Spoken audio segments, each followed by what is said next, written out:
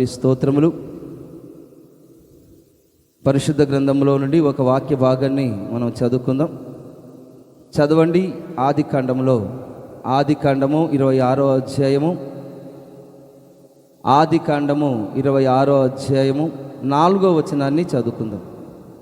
ఏలయనగా నీకును నీ సంతానమునకును ఈ దేశములన్నీ ఇచ్చి నీ తండ్రిని అబ్రహాముతో నేను చేసిన ప్రమాణం నెరవేర్చి ఆకాశ నక్షత్రముల వలె నీ సంతానమును విస్తరింపజేసి ఈ దేశములన్నీ నీ సంతానమునకు ఇచ్చేదను.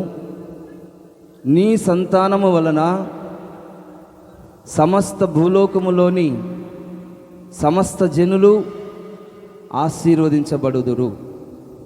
ఈ వాక్యపు వాగ్దానంలో మనము గమనించినట్లయితే దేవుడు అబ్రహాము దినములలో ఆయనను ఏర్పరచుకొని ఆయా ప్రాంతాలకు తీసుకుని వెళ్ళి ఆయా అనుభవాలలో ప్రభు నడిపిస్తూ ఉన్నారు. దేవుడు అబ్రహామును ఏర్పరచుకొని ఆయన ద్వారా ఇశ్రాయేలీయులను ఏర్పరచుకొని ప్రపంచాన్ని ఆశీర్వదించాలని ఆయన ప్రణాళిక, ఆయన చిత్తం. కాబట్టి నీకును నీ సంతానమునకు ఈ దేశములన్నీ ఇచ్చి, అబ్రహాముకు నిజమే దేశములన్నీ ఇచ్చి ఉన్నారు. ఎందుకంటే అబ్రహాము సంతానమే మనము. కాబట్టి మనం ఎక్కడికి వెళ్ళినా, ప్రపంచంలో ఏ దేశానికి వెళ్ళినా అబ్రహాము సంతానము. కాబట్టి దేశములన్నీ దేవుడు అబ్రహాము గారికి ఇచ్చి ఉన్నారు. ఈ దేశములన్నీ ఇచ్చి ఉన్నారు. కానీ దేశములన్నీ చాలా మట్టుకు సాతాను వలలో చిక్కుకొని ఉన్నది. మరలా ఈ దేశములన్నీ మనకు అప్పజెప్పాలి. మన సంతానాన్ని అభివృద్ధి చేసి విస్తరింపజేసి ఇంకా ఫ్యూచర్లో ఆయన ప్రణాళికలు ఏమైనదో మరలా ఆయన తీసుకుని వస్తారన్నమాట. ఆయన వదలడు. ఆయన మాట ఇచ్చి నెరవేర్చే దేవుడు. ఒక్క మాట ఇచ్చారంటే అది అబ్రహాముకు కానీ మనకు కానీ ఇంకెవరికైనా కానీ ఒక్కసారి ప్రభు మాట ఇచ్చారంటే అది తప్పనిసరిగా నెరవేరుస్తారు. పరిస్థితులు ఎన్నో ఉన్నప్పటికీ మన దేశం మన చేతుల్లో లేదు. దేశములన్నీ మన చేతుల్లో లేవు, చేజారి పరిస్థితులు అన్నమాట. కానీ అయినప్పటికీ శూన్యంలో సృష్టిని కలగజేసిన దేవుడు మనకు అనిపించవచ్చు, మన భారతదేశం అంతా ఇలా ఉంది కదా, దేవుడు మారుస్తాడా, ఈ విధంగా కార్యములు చేస్తారా మనం అనుకోవచ్చు. మనకు అసాధ్యమైనది, కానీ దేవునికి సమస్తమును సాధ్యమే అన్నమాట. కాబట్టి ఆ దినాన అబ్రహాముతో వాగ్దానం చేసిన దేవుడు ఈ దినాన మన దేశాన్ని మనకు అప్పచెప్పడానికి ఇంకా చాలా రోజులేం లేవండి. రాబోచిన దినాలలో దేవుడు గొప్ప కార్యములు చేయునుగాక. చెప్పాలి ఆమేన్, హల్లెలూయా. ఈ దేశములన్నింటినీ దేవుని యొక్క బిడ్డలకు దేవునికి సొంతం కావాలంటే ఏం చేయాలి? మనం దేశ పరిస్థితులను మనం గుర్తించాలి, రాష్ట్ర పరిస్థితులను మనం గుర్తించాలి, మన ప్రాంతపు పరిస్థితులను, వ్యక్తిగత అన్నిటినీ గుర్తించి దేవుడు చెప్పాడు కదా, ఆయన నమ్మదగిన దేవుడు. కానీ ఎందుకని మన స్వాధీనపరచుకోలేకపోతున్న దేశాన్ని? దేవుడు మనకు ఒక సైనికుల వలె చేసి ఉన్నారు, బాగానే ఉంది. వాగ్దానం ఇచ్చాడు, బాగానే ఉంది. దేశములన్నీ మన ఎదుట ఉన్నవి. అనేక ప్రపంచంలో ఎన్నో దేశాలు ఉన్నాయి. కానీ వాక్యం ఏం చెప్తుంది? దేశములన్నీ నేను ఇస్తానని చెప్తుంది. కానీ ఇంకా జరగలేదు. దేశములన్నీ ఇంకా దేవుని స్వాధీనంలో ఇంకా రాలేదన్నమాట. మన దేశం కూడా చాలా మట్టుకు రాలేదన్నమాట. ఏదో కొద్ది గొప్పగా మాత్రమే దేవుని బిడ్డలు నమ్ముకొని నడిపించబడుతూ ఉన్నారు. కానీ ప్రభు ఏం చెప్తున్నారు? నేను ఇస్తాను అంటున్నాడు, కానీ ఇంకా జరగలేదు. ఎందుకని దేశం మన చేతిలోనికి రాలేదు? ఎందుకని ప్రపంచ దేశాలు సాతాను చేతిలో ఉన్నవి అనేది మనం ఆలోచించాలి, ధ్యానించాలి, ప్రార్థన చేయాలి. కాబట్టి ఎందుకని ఇలా జరుగుతుందని మనం గమనించాలి. చూడండి, ఇంకొక వాక్యం కూడా ఇచ్చాడు మనకు దేవుడు. ఆదికాండంలో 35వ అధ్యాయం 12వ వచనంలో కూడా రాయబడింది. 35:12 నేను అబ్రహామునకును ఇస్సాకునుకును ఇచ్చిన దేశం నీకు ఇచ్చేదను, నీ తర్వాత నీ సంతానమునకు ఈ దేశము ఇచ్చేదనని అతనితో చెప్పెను. ఈ విధంగా ప్రభు ఏం చేస్తున్నా మన పితరులు అబ్రహాం, ఇస్సాకు, యాకోబుల వారికి చెప్తూ ఉన్నాడు. చెప్పిన దేవుడు పరిశుద్ధ గ్రంథములో ఆయన నమ్మదగిన దేవుడని మనకు తెలుసు. ఎందుకని వాక్యాలుగానే ఉండిపోతాయా? పరిస్థితులు మారిపోతున్నాయా? ఎలా మార్చుకోవాలి? దేవుని యొక్క వాక్యం చెప్తుంది, ఇలా చేస్తే దేశం మీ చేతిలోకి నేను అప్పచెప్తాను అని ప్రభు చెప్తూ ఉన్నారన్నమాట. కాబట్టి మన మనసారా విని ధ్యానించి దేవుని యొక్క వాక్యాన్ని ఈ చెవులతో విని ఆ చెవులతో వదిలిపెట్టకుండా ఈ దేశంలో, ఈ ప్రపంచంలో దేవుడు నియమించిన ఏర్పాటు చేసిన ఈ దేశంలో, ఈ ప్రపంచంలో ఇక్కడ ఉండాలి, తర్వాత పరలోక ప్రపంచంలో కూడా ఉండాలి అనేది దేవుని యొక్క ఉద్దేశం. ఎందుకని మనము దేశంలో ఉండకుండా సాతాను యొక్క చేతిలో ఉండి నడిపించబడుతున్నామనేది ఇది మనం తెలుసుకోవాలన్నమాట. ఎందుకంటే దేవుని యొక్క వాక్యంలో మనం గమనించినట్లయితే, ఇలా చేసినట్లయితే అలా చేస్తాను అని ప్రభు సెలవిస్తూ ఉన్నాడు. దేశాన్ని మనం స్వతంత్రించుకోవాలి, ఈ రాష్ట్రాలను స్వతంత్రించుకోవాలి అంటే చూడండి, పరిశుద్ధ లేఖనాలలో మనం గమనించినట్లయితే ద్వితీయోపదేశ కాండంలో ఒక వాక్యాన్ని మనం చదువుకుందాం. ద్వితీయోపదేశ కాండం 4వ అధ్యాయము 40వ వచనం చదవండి. 4వ అధ్యాయం 40వ వచనం చదవండి. 4వ అధ్యాయము 40.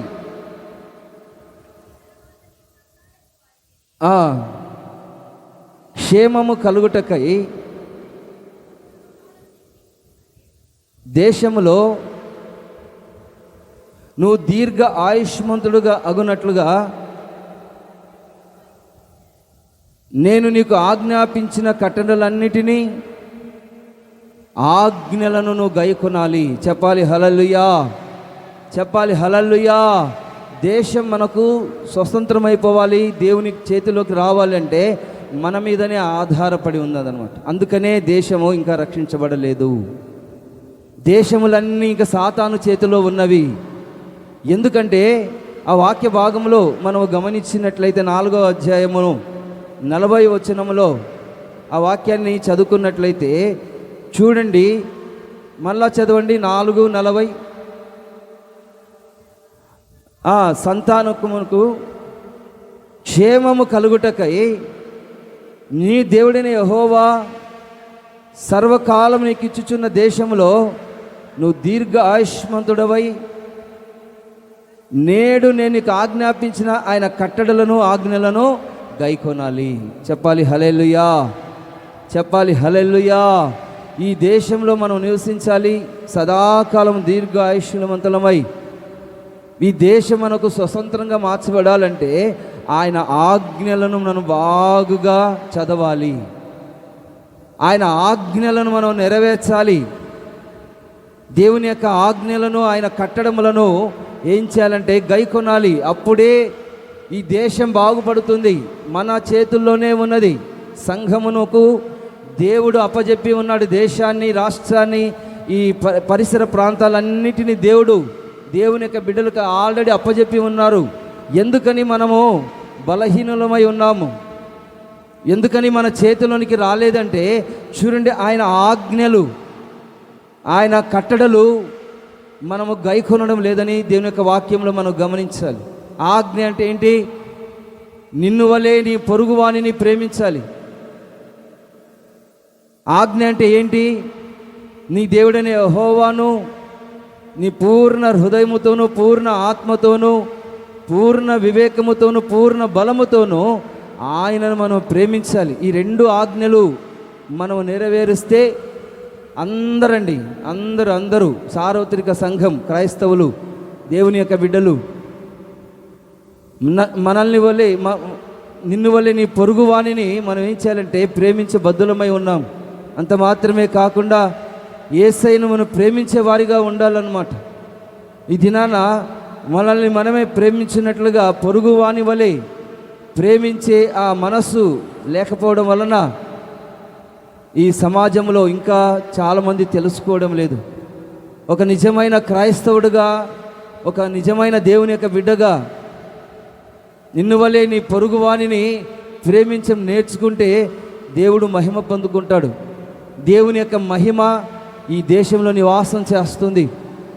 దేవుని యొక్క కట్టడాలు, ఆజ్ఞలను మనం గైకోనాలి, ఆయనను ప్రేమించాలి. అలా ప్రేమించినట్లయితే దేవుడు ఈ దేశములన్నిటినీ ఎలా ఆశీర్వదిస్తాడో రాబోచిన యొక్క దినాలలో మనము తెలుసుకోవాలన్నమాట. అలా తెలుసుకోకుండా ఒక సామాన్యమైన నామకార్థపు క్రైస్తవులుగా ఈ దినాన జీవిస్తూ ఉన్నట్లయితే ఇలాగనే ఉండిపోతాయి అన్నమాట. అలా ఉండకుండానట్లుగా ఈ దినాన మన చేతులంతటికీ, క్రైస్తవుల చేతులకు ఈ దేశములన్నిటిని దేవుడు అప్పజెప్పునుగాక. అందరూ చెప్పండి ఆమేన్. ఆమేన్ అని చెప్పండి, ఆమేన్. ఇది నెరవేర్చబడునుగాక. కాబట్టి ఆజ్ఞలు నెరవేర్చాలి. అంత మాత్రమే కాకుండా ఈ దేశంలో మనం ఎలా ఉండాలి, ఈ దేశంలో మనం ఎలా ఉండాలంటే 4వ అధ్యాయం 10వ వచనం చదవండి. అదే అధ్యాయము 4వ అధ్యాయం 10వ వచనం చదవండి. నువ్వు హోరేబులో నీ దేవుడైన యెహోవా సన్నిధి నిలిచి ఉండగా, యెహోవా నా యొద్దకు ప్రజలను కూర్చుము, వారు ఆ దేశం మీద బ్రతుకు దినములన్నీ నాకు భయపడ నేర్చుకొని తమ పిల్లలకు నేర్పునట్లుగా వారికి నా మాటలను వినిపింపవలనని ఆయన నాతో చెప్పిన దినములను గురించి వారికి తెలుపుము. ఈ వాక్యంలో మనం గమనించినట్లయితే చూడండి, దేశంలో ఇలా ఉండాలంట. ఎలా? దేవుడైన యెహోవా సన్నిధిని మనం లేచి ఆయన వద్దకు మనం వచ్చి మనం కూర్చోబడి సమాజముగా కూర్చుకొని ప్రార్థనా వీరుల సమావేశం అంటే అందరూ రావాలి. మీరు అందరూ మంచిగా వచ్చారు కదా, అందుకనే దేశాన్ని మీకు అప్పచెప్తూ ఉన్నాడు. అందరు వచ్చారు కదా, అందుకనే ఈ గోవాని, ఈ దేశాన్ని అప్పచెప్తూ ఉన్నాడు అన్నమాట. చాలా మంచిది. నా యొద్దకు ప్రజలను కూర్చుము, వారు ఆ దేశం మీద బ్రతుకు దినములన్నీ నాకు భయపడ నేర్చుకొని. మనము ఈ దేశంలో ఉన్నప్పుడు ఏం చేయాలంటే భయపడాలి, దేవునికి భయపడాలి. దేవునికి భయపడి సమకూర్చబడాలండి. ఫలానా రోజు ప్రార్థన కూటం అన్నది, ఉపవసించి ప్రార్థన చేస్తాం. రెండంటే దేవునికి భయపడాలి. దేవునికి భయపడి ఆయన సన్నిధానానికి రావాలి, ఆయన వద్దకు మనం రావాలి. అప్పుడే ఈ దేశములన్నిటినీ దేవుడు మనకు అప్పచెప్తాడు. భయమో భక్తి లేకుండా ఏమాత్రం దేవుడు కార్యం చేయడు, ఏమాత్రం దేవుడు కార్యం చేయడు. మనము భయపడ నేర్చుకుంటూ ఉండాలన్నమాట. వీళ్ళు దేవునికి భయపడేవారు అని ఈ దేశము, ఈ రాష్ట్రము, నీవున్న ప్రాంతము, నీవున్న యొక్క జిల్లా, నీవున్న యొక్క సందు, యొక్క వీధి అందరూ ఏం చేయాలంటే అబ్బో వీళ్ళు దేవునికి భయపడతారు. వినాలి వినాలి, ఎవరు మాట్లాడకూడదు. వీళ్ళు దేవుని యొక్క బిడ్డలు, చక్కగా పరిశుద్ధమైన వస్త్రములు, తెల్లని వస్త్రములు ధరించుకొని పరిశుద్ధ గ్రంథాన్ని చేతబట్టుకొని వీళ్ళు మందిరానికి వెళ్ళి ప్రార్థన చేసేవారు. వీళ్ళు దేవుని యందు భయము భక్తి కలిగిన వాళ్ళు, యెహోవా యందు భయభక్తులు కలిగి ఉన్నట జ్ఞానమునకు మూలము, జ్ఞానం కలిగిన వాళ్ళు, ప్రజ్ఞ కలిగిన వాళ్ళు. వీళ్ళు చక్కగా పరిశుద్ధ గ్రంథంలో ఉన్న యొక్క మాటలన్నిటినీ విని దేవుని మాట వీళ్ళు వినేవారు అని అందరూ తెలుసుకోవాలంట. దేశంలో ఉన్నవాళ్ళు చెప్పాలి హల్లెలూయా. అలా తెలుసుకున్నారా? అలా తెలుసుకున్నారా? ఈ సార్వత్రిక సంఘమును బట్టి చూడండి, దేవుని యొక్క వాక్యంలో మనం గమనించినట్లయితే, నా యుద్ధకు ప్రజలను కూర్చుము, వారు ఆ దేశం మీద బ్రతుకు దినములన్నీ నాకు భయపడ నేర్చుకొని తమ పిల్లలకు నేర్పించాలి. పిల్లలకు నేర్పించాలంట, తల్లిదండ్రులైన పిల్లలకు, తల్లిదండ్రులు పిల్లలకు నేర్పించాలి. భయం అంటే ఏంటిదో, దేవుని యొక్క ఆజ్ఞ ఏంటిదో నేర్పించాలి. అప్పుడే దేశాన్ని దేవుడు మనకు అనుగ్రహిస్తారు. బాగా అర్థం చేసుకోవాలండి. మనము భయపడాలి. దేవుడు ఎందు మనం భయము భక్తి కలిగి ఉన్నప్పుడు ఖచ్చితంగా దేవుడు మనల్ని ఆశీర్వదిస్తారు. హల్లెలూయా చెప్పాలి, హల్లెలూయా. మొట్టమొదటిగా ఆయన ఆజ్ఞలను గైకొనాలి, ఆయనకు భయపడుట నేర్చుకోవాలి దేవుని యొక్క బిడ్డలు. అంత మాత్రమే కాకుండా చదవండి, ద్వితీయోపదేశకాండం 8వ అధ్యాయంలో 8వ అధ్యాయము 10వ వచనములో మనం గమనించినట్లయితే 8-10, నీవు తిని తృప్తి పొంది నీ దేవుడైన యెహోవా నీకిచ్చిన మంచి దేశమును బట్టి ఆయనను స్తుతించవలెను. చెప్పాలి హల్లెలూయా. ఏం చేయాలంట? నోరు తెరిచి చెప్పండి. ఏం చేయాలి? మనము ఈ దేశమును మనం స్వతంత్రించుకోవాలంటే ఏం చేయాలంట? స్తుతించాలి. నోరు తెరిచి స్తుతించండి.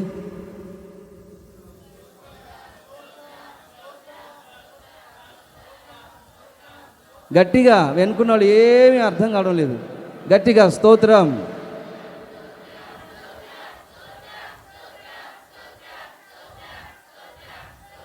హల్లెలూయా.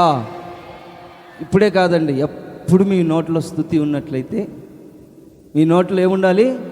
స్తుతి, స్తోత్రం. అందుకనే స్తుతి స్తోత్రం అని రాపిచ్చామన్నమాట. స్తుతి స్తోత్రం ఇలా ఉంటే చాలండి. ఇంకేమి మీరేమి కోట్లు తీసుకొచ్చి ఇవ్వాల్సిన అవసరం లేదు. మీ తల నీలాలు ఇవ్వాల్సిన అవసరం లేదు.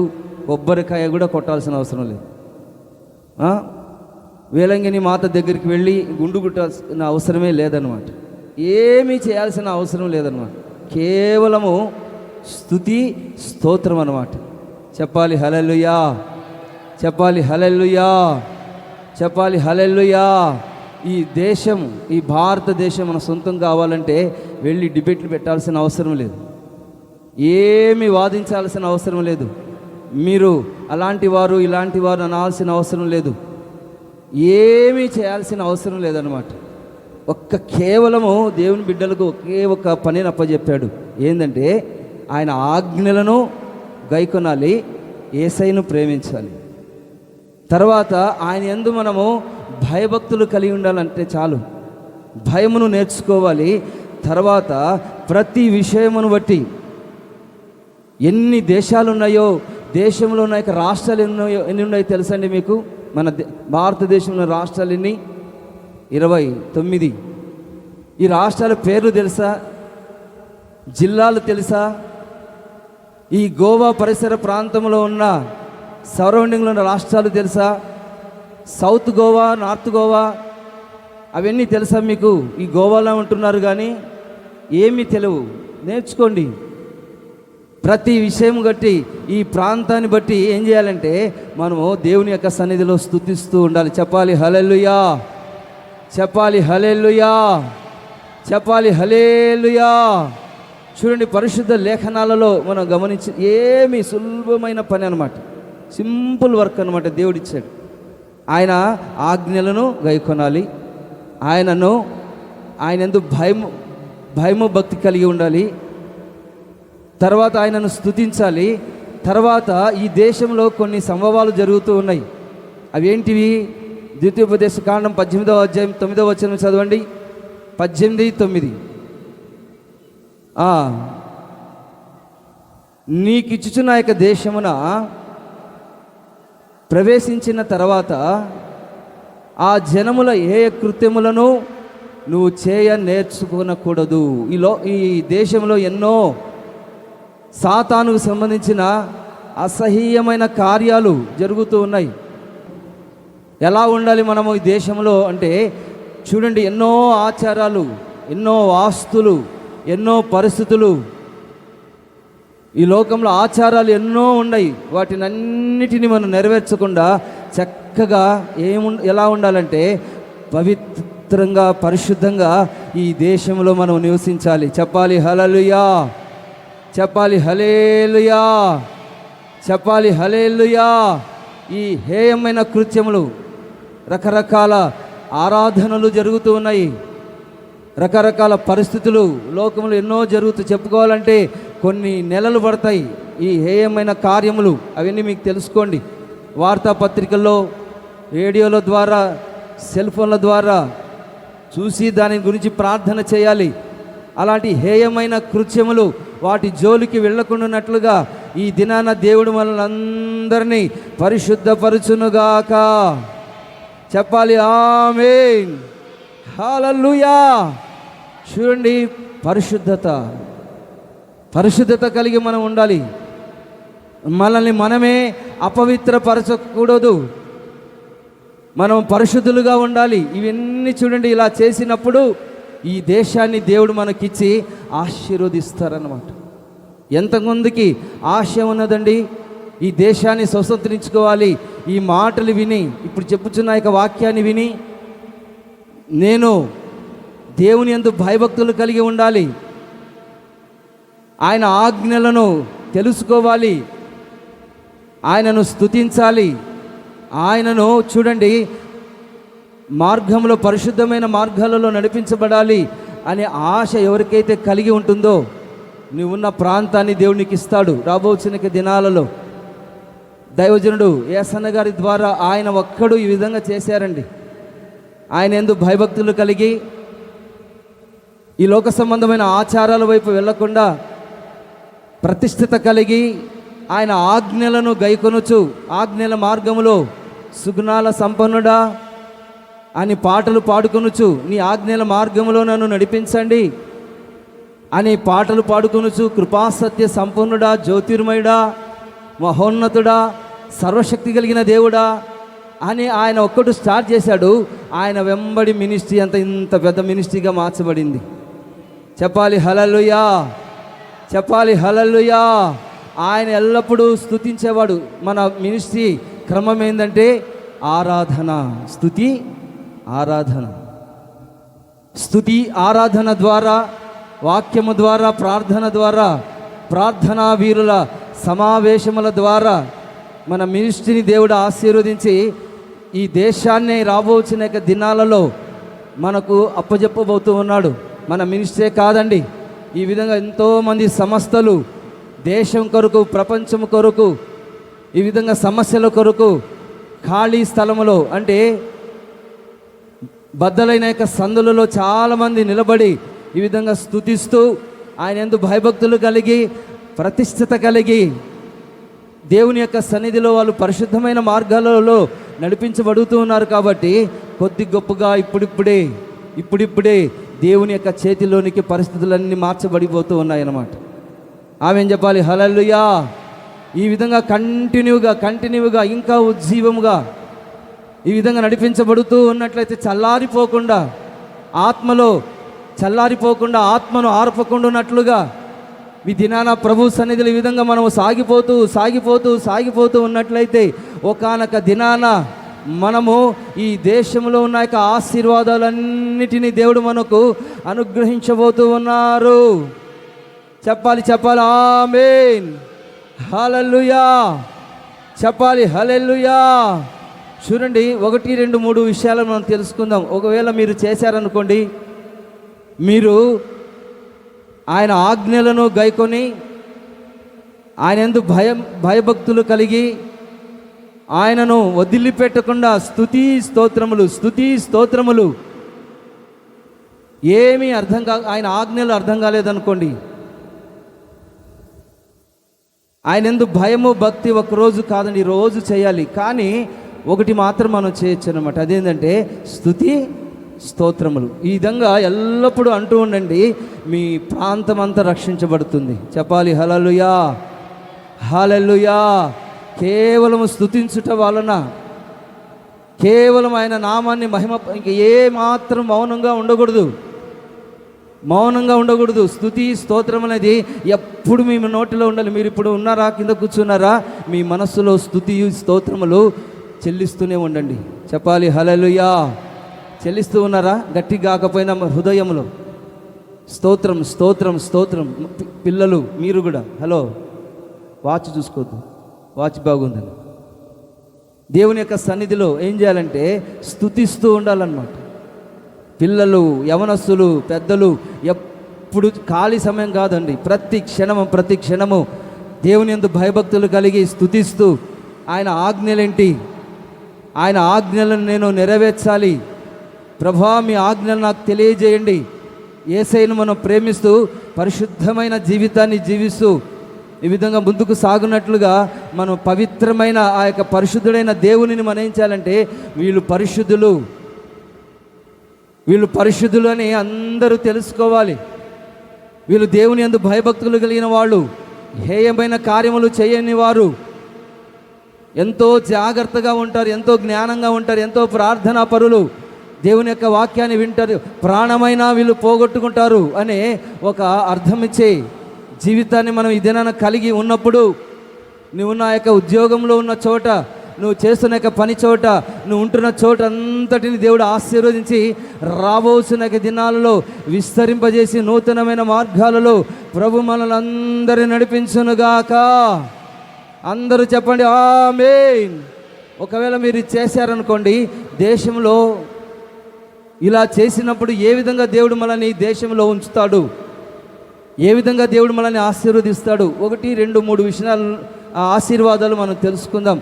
చూడండి, జెనసిస్ 45:18 వర్స్, ఆది కాండము 45వ అధ్యాయము 18వ వచనములో ఆ వాక్యాన్ని మనం చదువుకుందాం.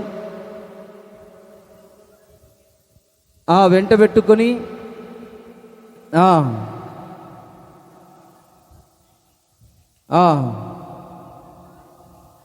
ఈ దేశం యొక్క సారమును మీరు అనుభవించెదరు. చెప్పాలి హల్లెలూయా. ఈ వాక్య ఫరో యోసేపుతో చెప్తూ ఉన్నాడు, నువ్వును మీ తండ్రి తర్వాత అందరు ఇక్కడికి రండి.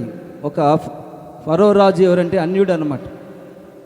ఐగుప్తులో దేవుడు కార్యం చేశారు యోసేపును బట్టి, యోసేపు నడుచుకున్న విధానాన్ని బట్టి, ప్రవర్తనను బట్టి, పరిశుద్ధతను బట్టి, యోసేపు దేవునితో ఉన్న యొక్క బంధాన్ని బట్టి చూడండి, ఈ ఫరో చాలా ఇష్టం పుట్టిందంట అతనికి. అతని హృదయంలో ఒక గొప్ప కార్యములు దేవుడు చేసి ఉన్నాడు అన్నమాట. అన్యుల దేశంలో ఈ విధంగా దేవుని యొక్క సన్నిధిలో మనము ఎలా ఉండాలి అంటే, దేవుని యొక్క ఆశీర్వాదం ఎలా ఉంటుందంటే, ఈ దేశం యొక్క సారమంతా భూఫలాలను దేవుడు మనకు అనుగ్రహిస్తాడు. దేవుని యొక్క ఆశీర్వాదాలు మనకు ఉంటాయి. సారం కలిగి ఈ దేశం యొక్క భూమిలో ఉన్న యొక్క సారాన్ని మనం పొందుకుంటాం అన్నమాట. చెప్పాలి హల్లెలూయా, చెప్పాలి హల్లెలూయా, హల్లెలూయా. కాబట్టి ఈ భూమిలో మంచి పదార్థాలన్నిటినీ దేవుడు మనకు ఇస్తాడనమాట. ఈ దేశం యొక్క సారం ఏదైతే పంటలు పండుతూ ఉన్నాయో, ఏదైతే ఉన్నాయో వాటిని అన్నిటినీ తినే అవకాశాన్ని, తృప్తిగా భుజించే అవకాశాన్ని ఇస్తాడనమాట. ఆకలితో ఆయన వదిలిపెట్టడు, తృప్తిపరుస్తాడు. కాబట్టి ఈ దేశం యొక్క సారాన్ని అనుభవించినట్లుగా మనం ఏం చేయాలంటే, ఆయన యందు మనం భయము భక్తి కలిగి ఉండాలి, ఆయనను స్తుతించాలి, ఆయన ఆజ్ఞల మార్గంలో నడిపించబడాలి, పరిశుద్ధమైన ఆ యొక్క జీవితాన్ని జీవించినట్లుగా ఈ దినాన ప్రభు సన్నిధిలో ఆకాశపు మంచు భూసారము విస్తారంగా ఇస్సాకుతో దేవుడు చెప్తూ ఉన్నాడు అన్నమాట.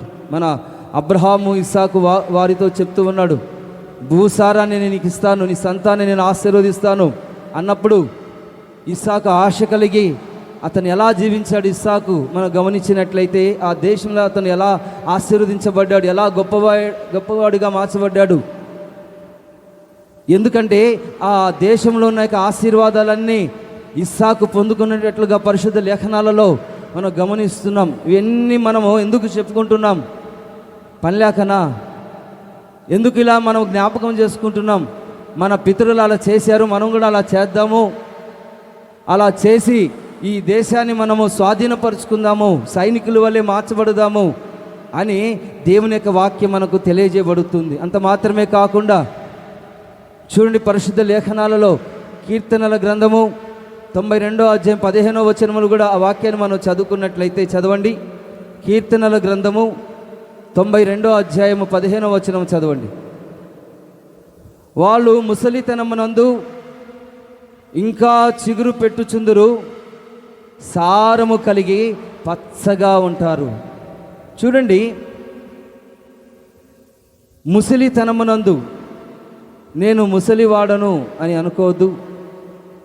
యవన కాలంలో ఉన్నాను, ఇప్పుడే దేవుని యందు భయభక్తులు కలిగి ఉండాలని అనుకోవద్దు. నేను ఇంకా చిన్నపిల్లవాడిని నేను అని అనుకోవద్దు. ఎవరు ఏమీ అనుకోకుండా దేవుని యొక్క సన్నిధిలో మనం సారం కలిగి అన్ని సమయాలలో ప్రతి వయస్సులో కూడా బాల్యమునందు కానీ యవ్వన కాలమందు కానీ ముసలితనమందు కూడా మనం దేవుని ద్వారా ఏం పొందుకోవాలంటే సారాన్ని పొందుకుంటూ ఉండాలంట. చెప్పలు కొట్టండి హల్లెలూయా. చెప్పాలి హల్లెలూయా. మనం చిగురు పెడుతూనే ఉండాలి, చిగురిస్తూనే ఉండాలి, ఎదుగుతూనే ఉండాలి. తర్వాత పచ్చని యొక్క ఒలీవ చెట్టు వలె, దేవుని యొక్క నాటబడిన యొక్క చెట్టు వలె పచ్చగా ఉండునట్లుగా ఈ దినాన మనం భయము భక్తులు కలిగి పరిశుద్ధమైన జీవితాన్ని ఆ యొక్క జీవించినట్లుగా స్తుతిస్తూ ఆయన ఆజ్ఞల మార్గంలో నడిపించబడుతూ ఆకాశంలో వస్తున్న ఆశీర్వాదాలు, తొలకరి వర్షము, కడవరి వర్షాన్ని మన మీద కుమ్మరించబడినట్లుగా ఈ దినాన ప్రభు సహాయము చేయునుగాక. చెప్పాలి హల్లెలూయా. సారము కలిగి పచ్చగా ఉండునట్లుగా దేవుడు మనల్ని అందరి పచ్చగా జీవితాన్ని దేవుడు అనుగ్రహించునుగాక. చెప్పాలి ఆమేన్.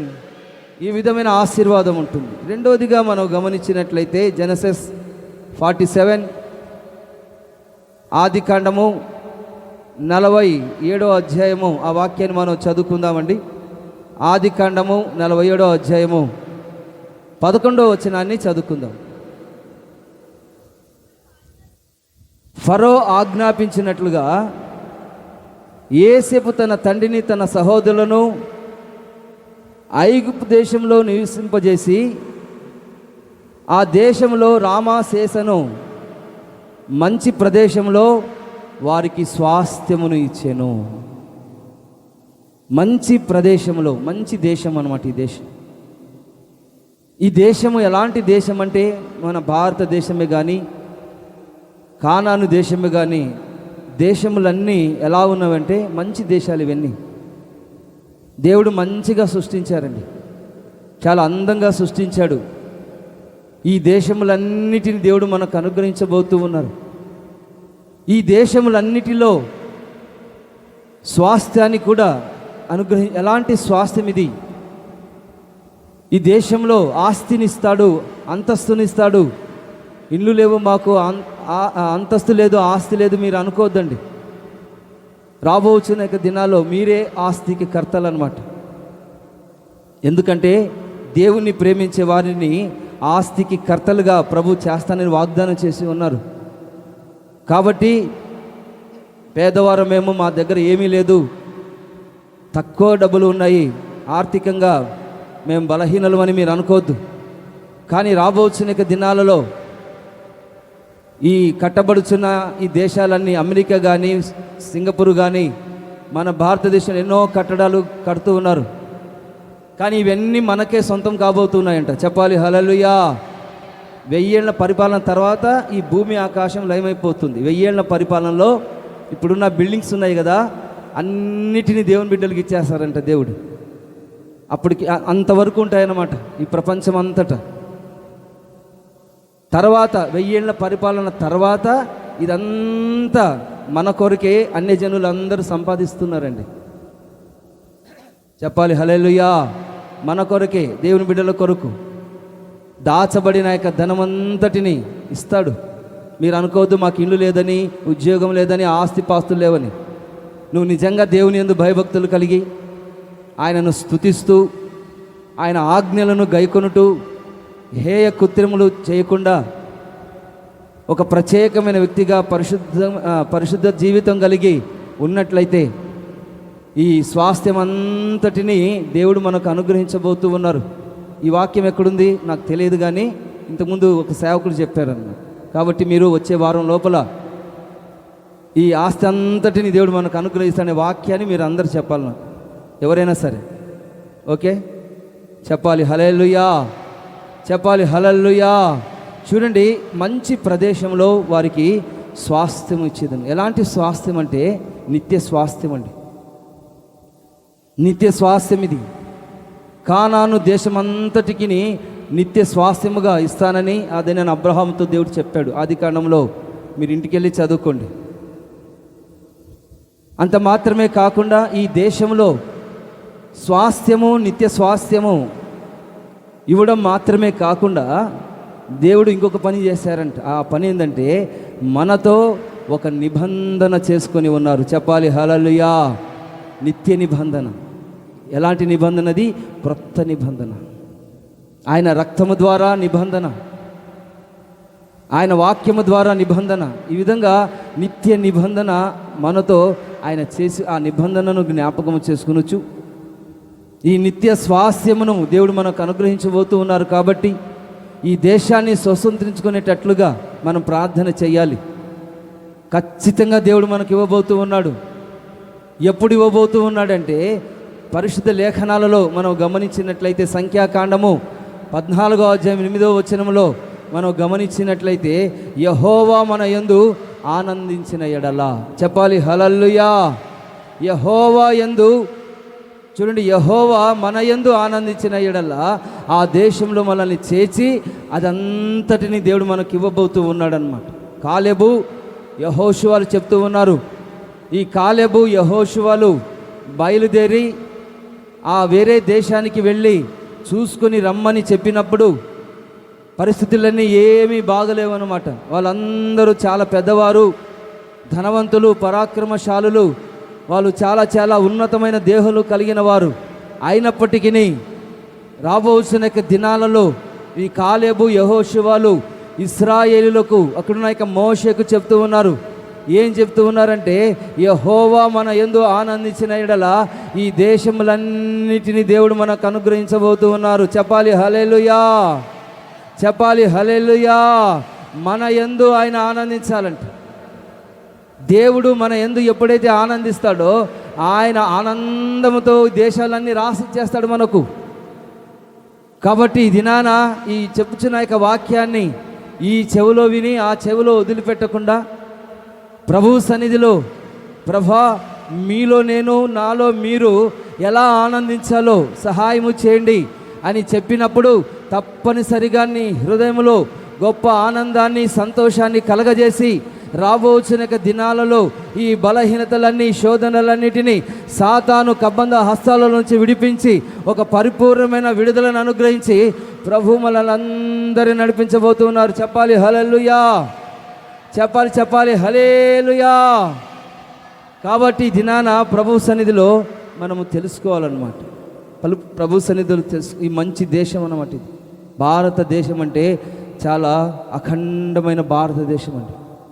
ఇంతకుముందు ఈ భారతదేశము చీలిపోకముందు 10 దేశాలు ఉండేవన్నమాట. 10 దేశాలు, శ్రీలంక కానీ, పాకిస్తాన్ కానీ, ఈ విధంగా రకరకాల దేశాలు ఉండేవన్నమాట. మాల్దీవులు కానీ 10 దేశాలు ఉండేవి అనమాట. అప్పుడు అఖండ భారతదేశం అనేవాళ్ళు దీన్ని. కానీ ఇప్పుడు అంతా చీలిపోయిందనమాట, ఒక్క భారతదేశంగా మిగిలిపోయింది. కానీ దేవుని యొక్క వాక్యం సెలవిస్తుందంటే ఇలాంటి దేశములన్నిటినీ దేవుడు మనకు అనుగ్రహించబోతున్నారు. చెప్పాలి హల్లెలూయా. చెప్పాలి హల్లెలూయా. దేవుడు మనల్ని ఆ దేశములన్నిటినీ స్వాస్థ్యం చేయబోతున్నాడు. హల్లెలూయా. చెప్పాలి హల్లెలూయా. కాబట్టి ఇలాంటి కార్యములు మనం చేయాలంటే మనం ఏం చేయాలి? 5 కార్యములు చేయాలన్నమాట. ఆయన ఆజ్ఞలను గైకొనాలి. ఇది బాగా గుర్తుపెట్టుకోండి. ఆయన ఆజ్ఞలను గైకొనాలి. మనం నేర్చుకోవాలి. తర్వాత ఆయనను స్తుతించాలి. ప్రభువును స్తుతించాలి, ఎల్లప్పుడూ స్తుతించాలి. తర్వాత హేయమైన కృత్యములు చేయకుండా, అందరితో కలిసిపోకుండా ఒక ప్రత్యేకమైన జీవితం, ప్రత్యేకమైన శైలిలో మనం నడిపించబడాలి. పరిశుద్ధమైన జీవితాన్ని జీవించినట్లయితే రాబోచున్న ఉన్నతమైన మార్గాలలో ప్రభు మనల్ని నడిపిస్తారన్నమాట. మనం అధైర్యం చెందకూడదు. అనేకమైన శోధనలు వస్తాయండి, ఖచ్చితంగా వస్తాయి. వీటినన్నిటిలో నుండి, ఈ శోధనలన్నిటిలో నుంచి మనం విడిపించబడి దేవుని యొక్క సన్నిధిలో చేర్చబడినట్లుగా ఈ దినాన కృప వెంబడి కృపను ప్రతిరోజు ప్రతి క్షణము పొందునట్లుగా ఈ దినాన దేవుడు మనల్ని అందరూ ఆయన కృప ఆత్మచేత బలపరుచునుగాక. చెప్పాలి ఆమేన్. కృప కలిగిన ఆత్మచేత బలపరుచునుగాక. చెప్పాలి హల్లెలూయా.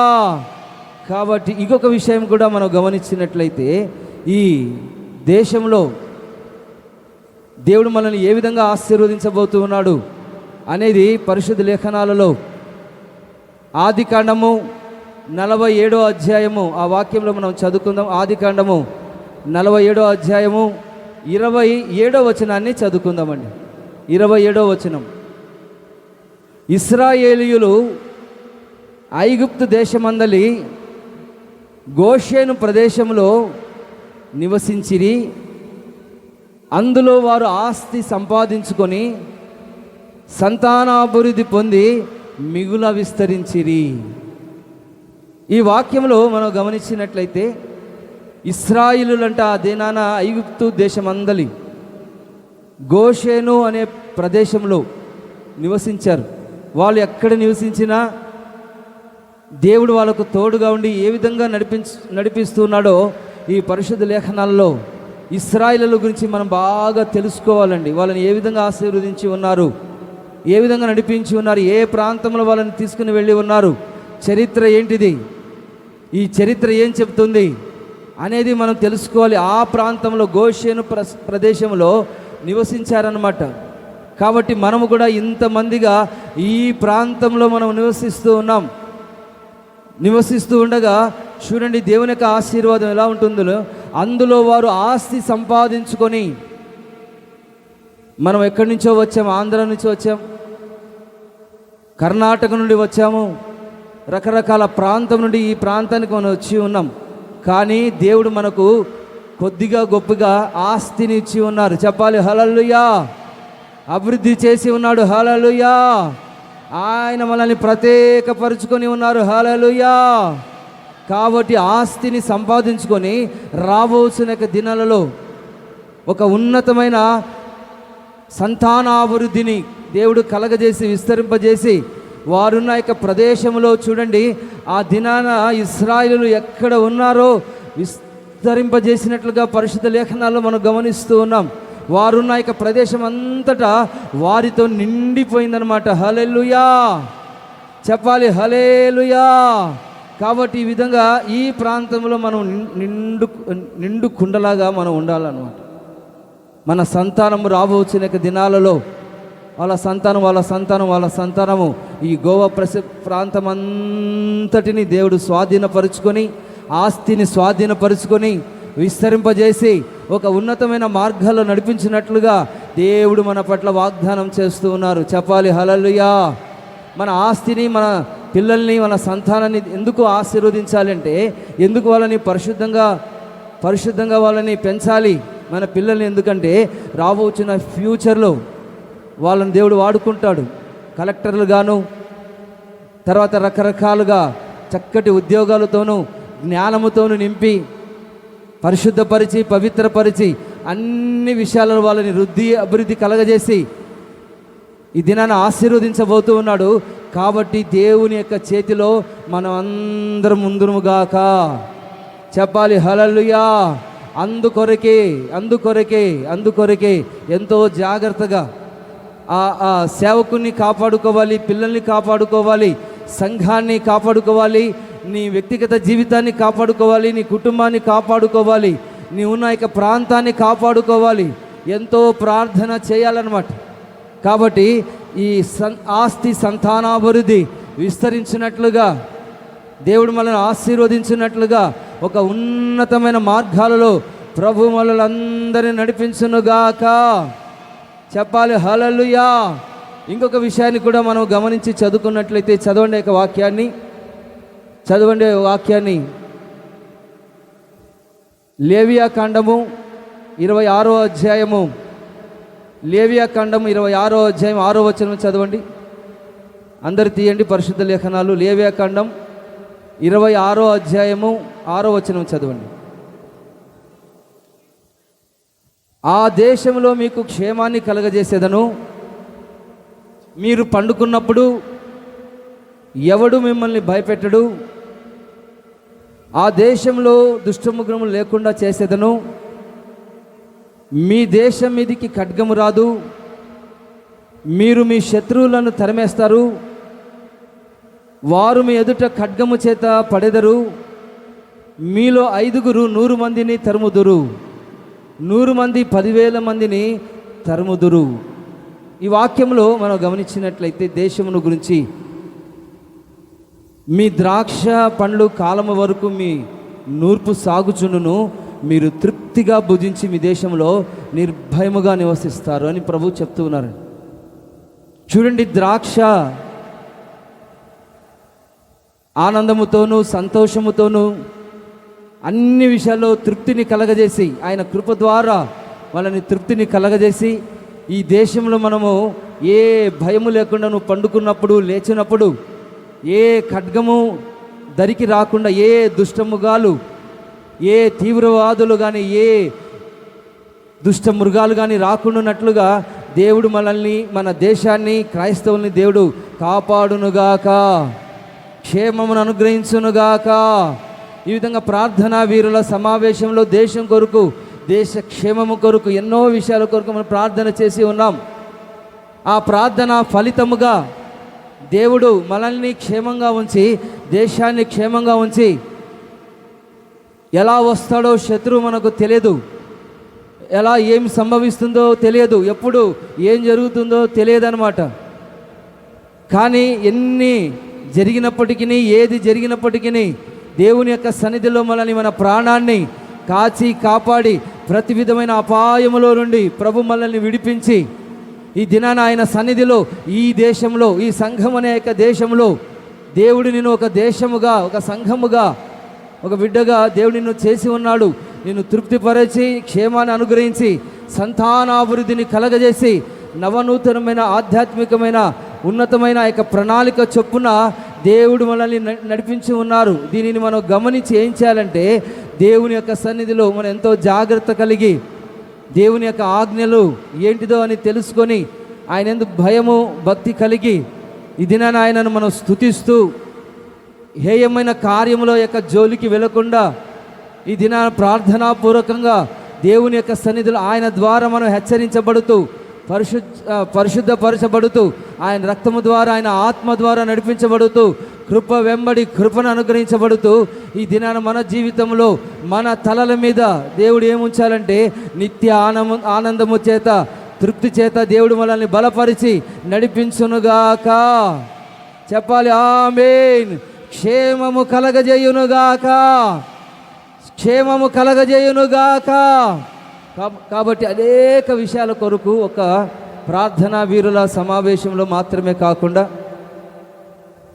ప్రతి క్షణము దేశం కొరకు, సంఘము కొరకు, వ్యక్తిగత జీవితం కొరకు, అన్ని విషయాల కొరకు ఎల్లప్పుడూ స్తోత్రం ప్రభా, ఆశీర్వదించండి నాయనా.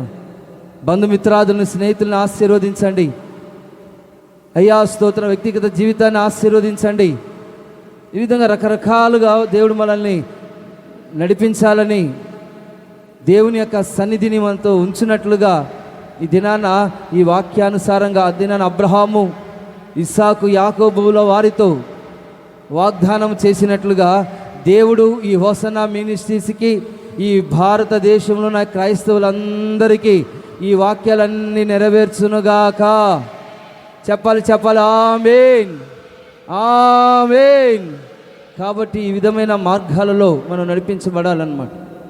విన్న వాక్యాన్ని మన హృదయంలో దాచిపెట్టుకొని దేవుని యొక్క సన్నిధిలో తీర్మానం చేసుకోవాలన్నమాట.